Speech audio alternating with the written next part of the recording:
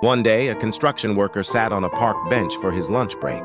He unwrapped his sandwich and placed it beside him. He noticed an old man sitting at the other end of the bench, eyeing his food. The worker thought, "If he asks for a piece, I'll have to say no. I'm starving." As he took a bite, the old man smiled faintly. When the worker was halfway done, he sighed, tore the remaining piece in two, and walked over to the man. "Here," he grumbled, offering the smaller half. The old man's eyes lit up as he accepted it. The worker finished his meager portion and went to throw his trash away. As he stood up, he felt something in his back pocket. He pulled it out and his heart sank. There was his sandwich, whole and untouched. He had eaten the old man's lunch.